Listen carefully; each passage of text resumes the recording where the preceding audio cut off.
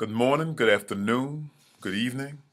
Again, depending on where you're in the world. Today I'm coming still in Fort Collins, Colorado, and welcome to the 5 Minute Facebook Ministry. I'm Anthony Daniels, and today we're coming out of the book of Matthew chapter 16, verse 24.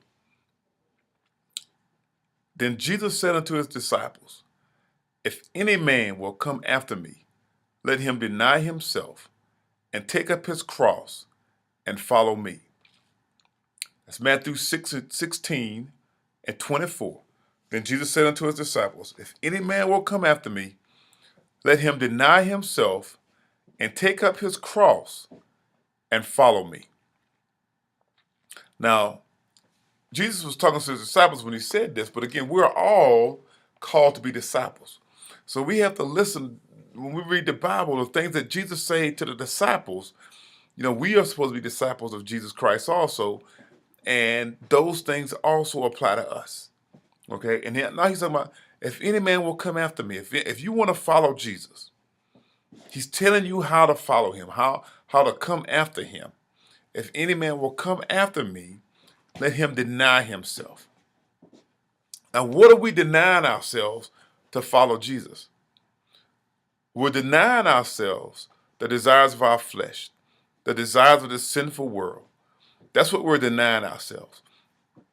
If we're going to follow Jesus, we'll have to give up certain things. We'll have to give up certain people.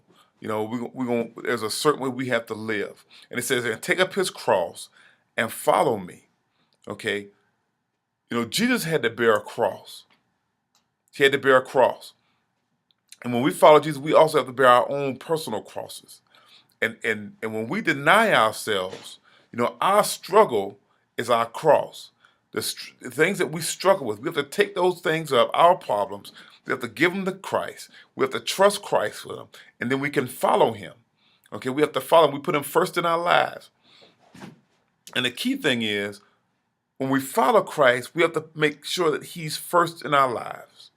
Because if he's not first, if he's second to something else, or if he's third to something else, then we're not going to truly deny ourselves. Because alone, we cannot fight off all the temptations, all the desires that we come across on a day-to-day basis. We just cannot do it. And we need the strength of God, the strength of the Holy Spirit working within us, guiding us and leading us to deny ourselves of the sinful desires of this world. Our flesh yearns for certain things. Our flesh desires certain things. And as men and women of God, we have to let our spirit man control those urges. And we have to deny ourselves daily from the sins and desires of this world. Daily. And the thing about it is, it doesn't go away. It doesn't go away. You would think that after you lived a certain way for so long, those desires would just go away. They don't. But it does get easier for you to turn away from those desires because you've created the habit of denying yourself, okay, of doing doing the sinful desires of your body, fulfilling those sinful desires. Once those desires will still come, but it'll be so much easier for you to deny because you trusted in God and you've created a pattern. Okay, you've created a lifestyle. Now, we don't want to abuse that and put ourselves in a situation where we can be tempted unnecessarily. Okay, but we realize that we have more confidence in who we are in Jesus Christ. And as we follow him, he builds us up. He strengthens us. He strengthens us. See, Jesus doesn't just put us out there and tell us to deal with things.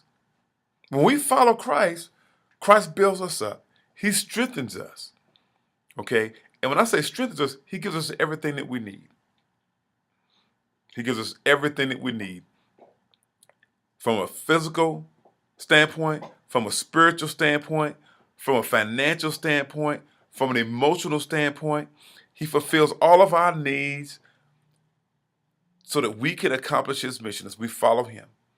Because he has a specific direction for our lives that we have to choose to accept, and we have to deny ourselves, and we have to speak on the fact that we are men and women of God, that we are righteous men and women of God, that we will not sin.